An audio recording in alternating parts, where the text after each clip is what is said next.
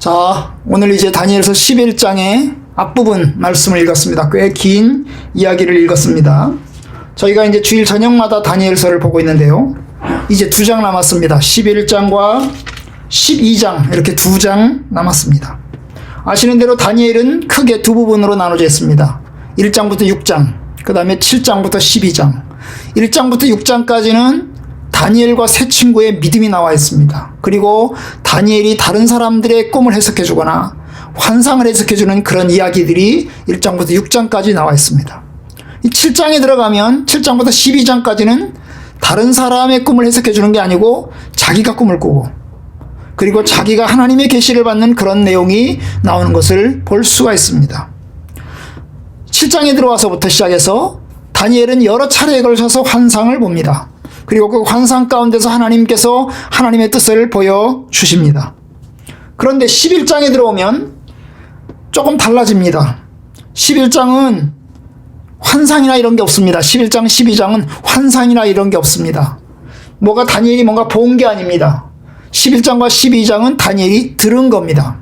하나님께서 환상을 보여주시고 그 뜻을 설명하는 게 아니고 하나님께서 하나님의 계시를, 하나님의 자기의 어떤 계획을 하나님께서 보여주시는 게 아니라 들려주시는 겁니다. 결국 말씀으로 들려주시는 겁니다. 앞에는 환상들이 있었는데요. 그 환상에는 짐승이니 뿔이니 이런 게 나왔는데요. 여기서는 짐승도 없고 뿔 이야기도 나와 있지 않습니다. 아마도 실제적인 왕, 여기 남방왕, 북방왕 이런 식으로 실제적인 왕이 나오는 것을 보게 됩니다. 물론 여기에 11장 보시겠지만 왕 이름은 나와 있지 않습니다. 하지만 오늘날의 역사에서 본다면 어느 정도 유추가 가능할 그런 내용이 되겠습니다. 근데 여러분 11장을 보시기에 앞서서 우리가 8장의 환상을 어느 정도 봐야 될 텐데요. 여러분 8장에서는요 순양이 나오고 순염소가 나왔습니다. 이 순양이 나와서는 뿔이 엄청나게 커지면서 순양이 엄청나게 동방을 향해서 공격을 하기 시작을 했습니다. 이 순양이 그러다가 무너지더니 그 다음에 이제 숫염소가 나왔습니다. 이 숫염소가 나와서는 순양을 공격해서는 순양을 넘어뜨렸습니다. 그리고 그 숫염소의 뿔이 끊어지더니 뿔이 4개가 나더니 그 다음에 또한 거기에서 또 뿔이 나가지고 엄청나게 자라는 그런 이야기가 8장에 나와 있는 것을 우리가 볼 수 있었습니다. 여러분 이 11장은 바로 8장의 환상에 대한 어느 정도의 설명이 이 속에 들어있는 것을 보게 됩니다. 자 11장을 봅시다. 11장 1절은 넘어가겠습니다. 왜냐하면 이 11장 1절은 10장 마지막 절과 연결되어 있습니다. 그래서 우리가 굳이 보지 않아도 될 것 같습니다. 하나님께서 이제 이 미가엘 천사와 가브리엘 천사 이 두 천사가 협력을 해가지고 악의 군대와 악의 천사들과 싸우는 그런 이야기가 바로 이제 10장에 나와 있는 이야기였어요. 그죠? 그런데 바로 그 부분이었기 때문에 우리가 넘어가도록 하고 오늘 내용은 이제 11장 2절부터 우리가 보도록 하겠습니다. 여기 보시면 이제 몇 개의 나라가 등장하는 것을 볼 수 있습니다. 그 첫 번째 나라가 바로 페르시아입니다. 11장 2절 보시면 보라 이제 내가 참된 것을 너에게 보여줄 것이다. 이 참된 것은 하나님의 계시입니다. 하나님의 진리, 하나님의 작정 이것을 내가 너에게 보여주겠다. 바로 이 천사가 지금 다니엘에게 하는 것입니다. 보라 바사에서 또 새 왕들이 일어날 것이요 그 후에 넷째는 그보다 심히 부요할 것이며 그가 그 부요함으로 강하여진 해는 모든 사람을 충동하여 헬라 왕국을 칠 것이며 이게 이제 11장 2절은 바로 페르시아 왕국에 대한 이야기를 합니다. 다니엘에게 이야기하는 내용이 뭐냐면 왕들이 4명 나오는 거죠. 3명의 왕이 나오고 그 다음에 4명의 네 번째 왕이 나오게 될 것이다. 그런데 그 네 번째 왕은 굉장히 강하고 그리고 부유한 나라, 아주 강대국을 만들 것이다. 그래서 그 강대국을 만들고 나면 어떻게 한다고요? 여기저기를 치게 될 것인데 특별히 헬라 왕국을 그리스를 칠 것이다 라고 하는 이야기를 합니다. 여기서 이제 세 명의 왕들은 별로 중요한 것 같지 않고요. 네 번째 왕이 중요합니다. 그런데 이 네 번째 왕의 이름은 여기 나와 있지 않습니다. 그런데 이 네 번째 왕은 대단히 부유할 것이며 부자 나라이고 그리고 강대국, 힘이 강해서 강대국을 이룰 것이고, 결국 그 강대국이 이루어지게 되면 다른 제국을 치게 될 텐데, 특별히 헬라 왕국을 치게 된다는 것입니다. 바로 이 왕, 페르시아의 왕입니다. 페르시아의 왕. 그런데 여러분, 이 페르시아 왕이 헬라 왕국과 전쟁에서 이겼냐 하면 이기지 못했습니다. 결국 이 전쟁으로 페르시아는 망하고 말았습니다. 페르시아와 헬라의 전쟁은 BC 496년부터 449년까지 50년 동안 전쟁이 있었습니다. 이 전쟁은 원래 다리오 때 전쟁이 시작되는데, 다리오가 헬라를 공격하였으나 패배하였고, 이에 왕이 바뀌고 아하스에로가 다시 헬라를 공격합니다. 결국 고전하다가 결국 헬라에 의해서 패배함을 입게 됩니다. 바로 이 이야기인 것입니다. 페르시아의 헬라 공격, 이게 첫 번째입니다. 두 번째 제국 3절인데요. 바로 헬라 그리스 제국의 이야기입니다. 장차 한 능력 있는 왕이 일어나서 큰 권세로 다스리며 자기 마음대로 행하리라. 여기서 이제 큰 능력 있는 왕은 페르시아의 왕이 아니고, 페르시아의 왕은 이제 무너졌고 그리스의 왕입니다. 여기서 한 능력 있는 왕은 아마도 알렉산더 왕일 것입니다. 알렉산더 대왕이죠. 바로 이 알렉산더가 어떻게 합니까? 강대국을 이루어서 페르시아를 이기고, 그리고 그 여파로 이제 팔레스타인, 이스라엘 여기저기를 침략하는 그런 이야기가 되겠습니다. 그런데 그 다음에 또 재미있는 것이 뭐냐면, 그렇게 해서 능력 있는 왕이 나타나서 큰 권세로 나타나면서 자기 마음대로 하고 싶은 대로 여기저기를 먹어들어가고 침략하고 공격을 합니다. 그런데 어떻게 됩니까? 4절. 그러나 그가 강성할 때에 그의 나라가 갈라져서 천하 사방에 나누어질 것이고, 그런데 그의 자손에게로 왕권은 돌아가지 아니할 것이고, 또 자기가 주장하던 권세대로도 되지 아니하리니 이는 그 나라가 뽑혀서 그 외에 여러 다른 사람들에게로 돌아갈 것입니다. 여러분, 이게 알렉산더의 죽음에 대한 이야기입니다. 알렉산더가 이제 강력하게 여기저기를 침략을 해가지고 공격을 해서 나라를 이제 넓혀가고 있었는데요. 이 알렉산더가 갑자기 죽어버립니다. 갑자기 죽어버려요. 그리고 나니 어떻게 됩니까? 나라가 여러 조각으로 갈라집니다. 여러 조각으로 쪼개집니다. 아들들이 있었는데요. 이 알렉산더에게는 아들이 2명 있었는데요. 아들들도 역시 왕이 되지 못하고 결국 다른 사람들에 의해서 죽임을 당하고 말았어요. 그럼 갈라진 여러 나라들은 누가 차지했을까요? 알렉산더 밑에 있던 장군들이 차지했습니다. 장군들이 차지했어요. 그래서 10명의 장군인가 8명의 장군인가가 나눠가지고 자기들끼리 또 각축전을 벌입니다. 서로 땅을 좀 더 많이 빼앗기 위해서 각축전을 벌여요. 그러다가 이제 4개의 강대국이 살아남게 되고, 이 4개의 강대국 중에서 크게 2개의 강대국이 또 남게 됩니다. 바로 이것이 남방왕과 북방왕에 대한 이야기인 것입니다. 여러분, 여기서 보면 아시겠지만 영원한 제국이 없습니다. 페르시아 제국, 결국 헬라를 공격하다가 부여하고 강대국을 이루어서 헬라를 공격하다가 결국 어떻게 됩니까? 패배하고 망해버리고 말았습니다. 알렉산더, 그는 강력한 힘으로 온 세계를 침략하고 지배하면서 큰 제국을 이루지만, 헬라 제국, 그리스 제국을 이루지만 결국 그도 갑자기 죽어버리고 말았습니다. 여러분, 영원한 왕은 없습니다. 영원한 제국도 없고 영원한 나라도 없습니다. 이것이 하나님의 계시입니다. 이 땅에 여러 제국들이 생겨나고 여러 왕들이 지나가지만 영원한 나라도 없고 영원한 제국도 없다는 것입니다.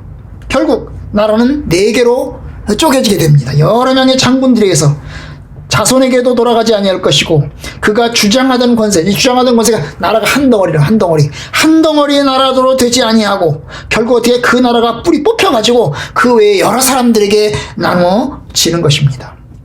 그것이 이제 4개의 나라입니다.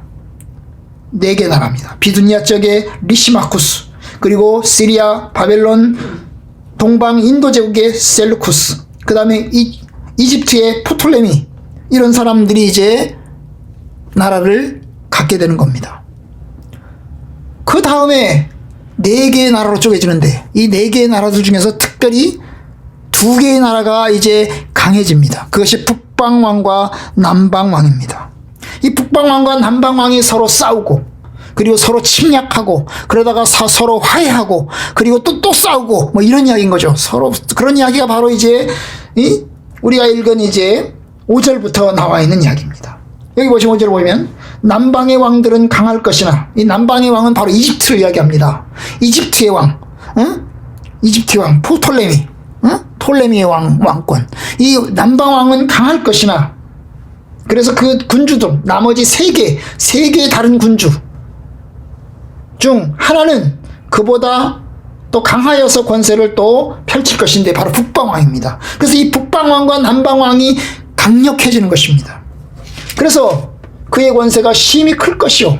그래서 이제 북방왕과 남방왕이 서로 강대국이 되는데 어떻게 됩니까? 6절에 보면 몇 해 후에 그들이 서로 단합할 것인데 남방왕의 딸이 북방왕에게 가서 화친하리라. 이 남방왕의 딸을 북방왕에 시집을 보내는 것입니다. 딸 공주를 이제 북방으로 북방 제국에 시집을 보냅니다. 바로 이집트에서 시리아로 결혼을 시켜서 가는 것을 이야기합니다.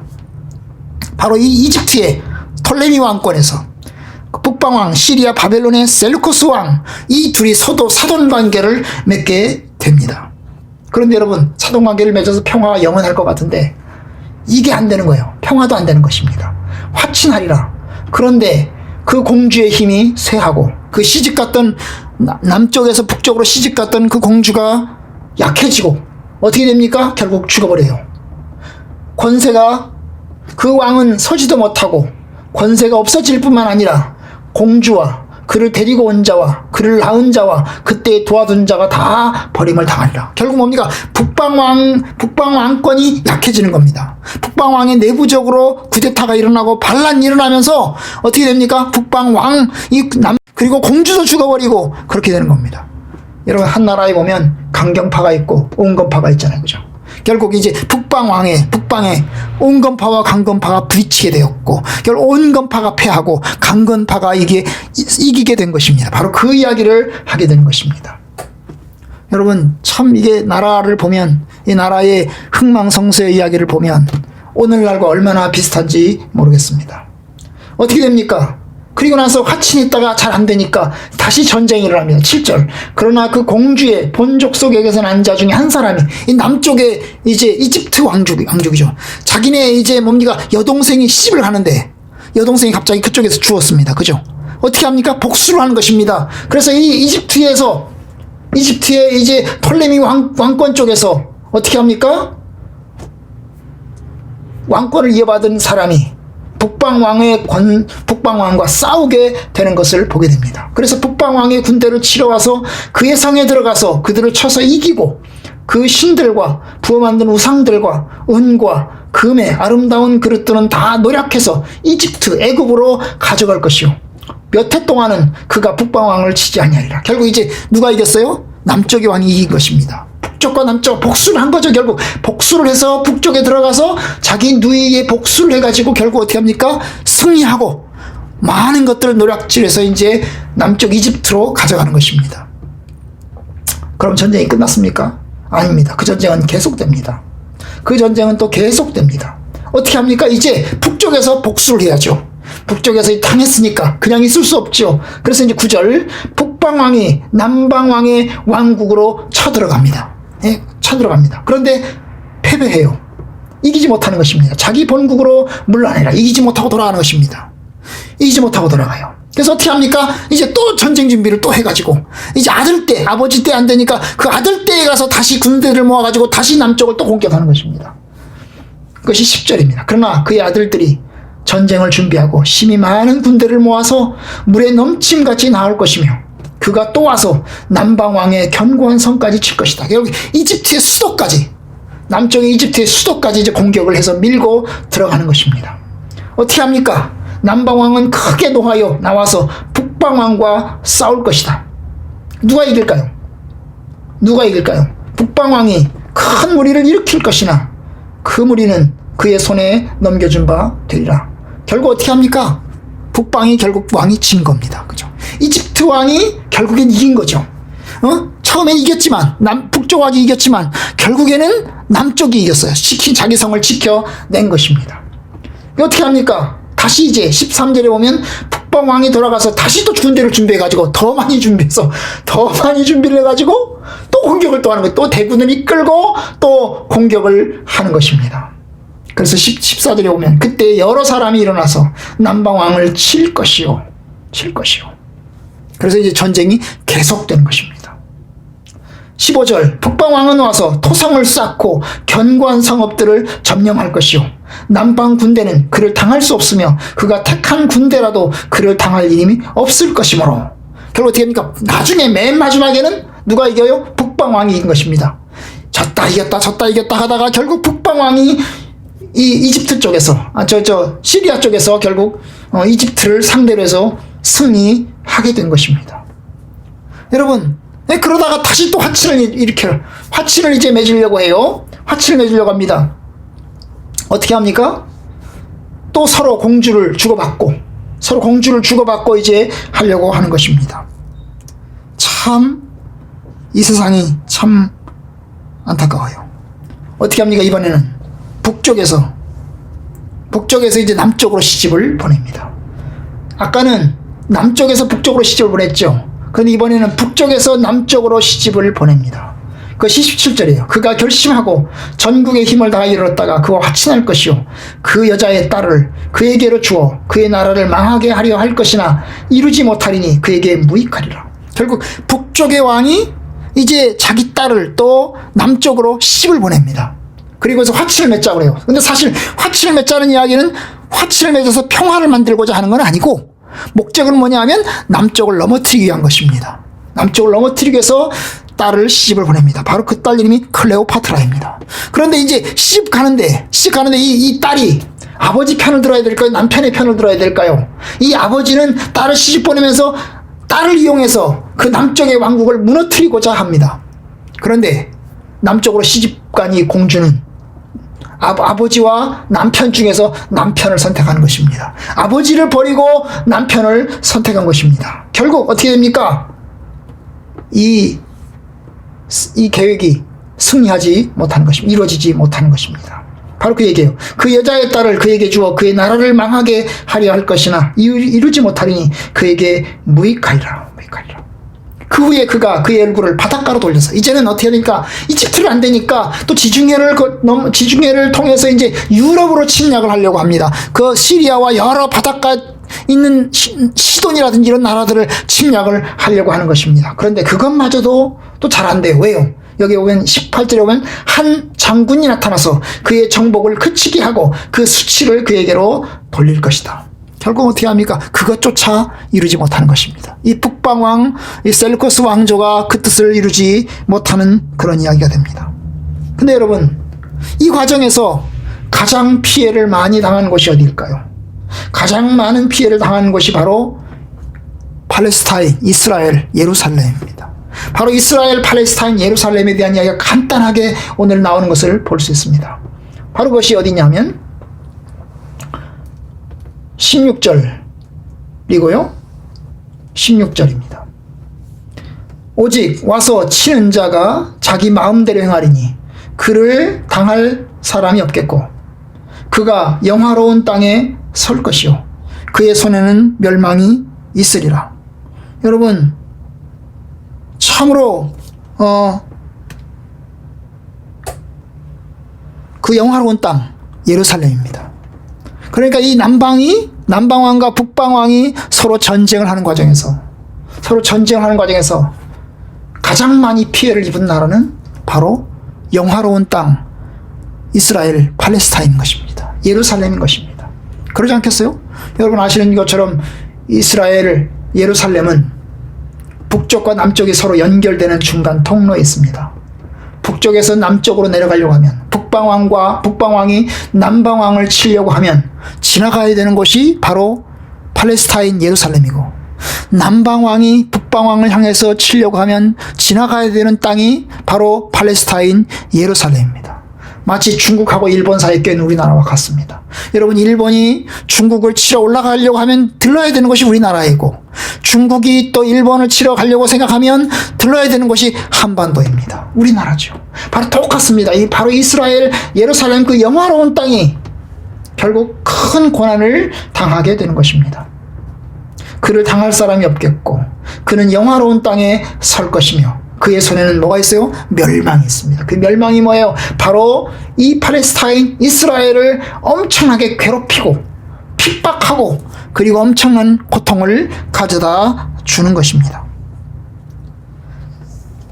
이제 우리가 그 다음 시간에 다음 주에 이제 남방왕과 북방왕의 이야기를 좀 더 이제 볼 것인데요. 오늘 이쯤 해서 이야기를 맺으려고 합니다. 참 이 세상의 전쟁 보시면 아시겠지만 페르시아, 그 다음에 헬라, 그 다음에 로마로 이어지는 여러 전쟁 속에서 이 세상이 영원히 전쟁이 이루어질 것이고 그리고 제국은 영원하지 않고 계속 물리면서 넘어지고 쓰러지는 것을 보게 됩니다. 이 세상에 있는 동안은 그 일이 계속될 것입니다. 영원한 제국은 없고 영원한 나라도 없습니다. 영원한 왕도 없습니다. 계속 물리면서 계속 바뀔 것입니다. 근데 그 가운데서 성도들이 아무런 피해가 없으면 좋겠는데, 성도들이 아무런 고난도 없으면 좋겠는데, 그래서 우리와는 상관없으면, 우리 성도들과는 상관없으면 좋겠는데, 바로 우리 성도들의 모습이 이 이스라엘, 팔레스타인, 예루살렘과 비슷해가지고 그 속에 있기 때문에 결국 우리가 성도들이 고난을 당하고 성도들이 고통을 당할 수도 있다는 사실입니다. 여러분, 코로나 상황이 오려면서 코로나 상황 때문에 사실은 우리도 역시 고난을 당하고 있습니다. 아마도 우리가 만약에 미국 땅에 있다고 한다, 우리 성도들이 미국 땅에 있다면 우리도 역시 미국 땅에서 엄청난 고난을 더 당하고 있을 것입니다. 만약에 우리가 북한 땅에 있다고 한다면, 북한의 그 독재 정치하에서 엄청나게 우리가 수난을 당하고 그리고 가난과 빈곤에 시달리고 있을 것입니다. 이게 세상 제국 속에서 있는 우리들의 모습입니다. 이리 치이고 저리 치이는 것이 바로 우리들의 모습입니다. 우리와는 사실 아무런 관계가 없는데, 남방왕과 북방왕의 싸움에서 우리는 아무런 관계가 없는데, 그죠? 우리는 관계가 없는 거예요. 그냥 지나가기만 하면 됩니다. 그런데도 불구하고 그 피해를 받고 영향을 받을 수밖에 없는 것입니다. 그러면 여러분, 예루살렘, 팔레스타인은 어떻게 안전을 얻어야 될까요? 이쪽 눈치를 보고 저쪽 눈치를 보고 이리 붙었다 저리 붙었다 해야 될까요? 여러분, 남유다로 가시면 이 사건, 다니엘보다 조금 더 위로 올라가면 남유다가 패망할 때 이야기입니다. 여러분, 남유다가 패망할 때 시드기야 때 패망을 했죠. BC 586년에 남유다가 멸망을 했습니다. 바벨론 제국에서 멸망을 했습니다. 그런데 바벨론 제국에서 멸망하기 전에 그 당시에 세계 제국은 아시리아하고 그 다음에 바벨론하고 이집트하고 서로 물리는 그런 전쟁을 하고 있었습니다. 그런데 여러분, 그 당시에 왕들은 눈치를 보고 있었어요. 자기네 북쪽과 남쪽의 싸움 가운데서 눈치를 봅니다. 그래서 이리 붙었다 저리 붙었다 합니다. 이쪽이 강할 것 같으면 이쪽으로 붙고 저쪽이 강할 것 같으면 저쪽으로 붙었습니다. 근데 여러분, 그게 성공하지 못했습니다. 어떤 왕은 이집트가 강하니까 이집트에 붙었습니다. 그래서 이집트에서 세금을 냅니다. 조공을 바치라니까 조공 바치고 잘 봐달라고 세금을 냅니다. 어떻게 합니까? 북쪽의 왕이, 저쪽 바벨론 제국의 왕이 쫓아와가지고 어떻게 해요? 예루살렘을 침략을 해서는 그 왕을 죽여버리고 혹은 왕을 잡아가고 어떻게 합니까? 호수아비 왕을 또 세워가지고 세금을 내게 합니다.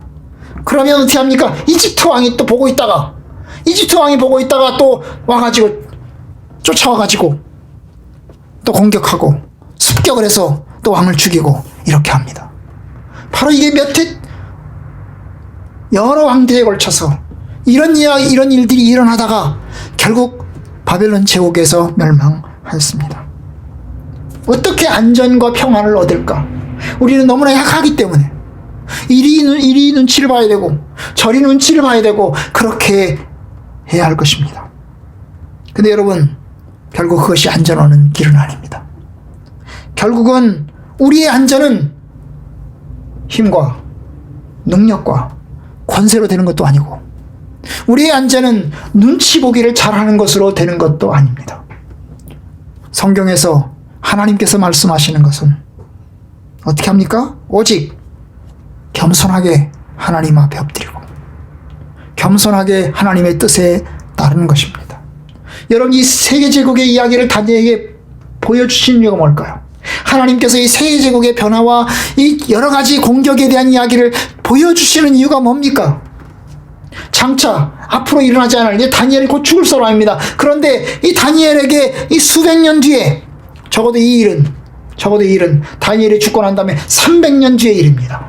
300년 뒤의 일을 하나님께서 다니엘을 통해서 200년, 300년 뒤의 일을 보여주시는 이유가 뭡니까? 너희 성도들은 이런 일들이 있을 것이라 너희들이 흔들리지 마라. 이런 일들이 있을 것이다. 좌절하지 마라. 이런 일이 있을 것이다.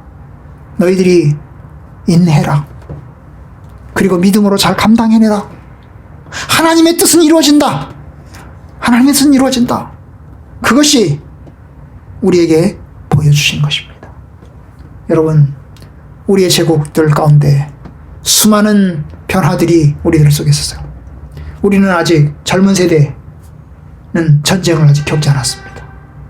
이나 목사님은 전쟁을 겪으셨지만, 일제시대도 겪으셨지만, 우리는 일제시대도 겪지 않았고 전쟁도 겪지 않았고 그냥 전후시대로서 어릴 때는 가난하게 살았고, 그리고 이제 지금은 또 갑자기 코로나 사태가 터져서 이것 때문에 저희가 많이 힘들어하고 있습니다. 앞으로 어떤 일들이 또 우리에게 더 있을지 알 수 없습니다. 그런데 우리가 궁극적으로 바라보아야 할 것은 하나님의 나라입니다. 그 과정에 성도들은 많은 어려움과 고난과 핍박을 받을 것입니다.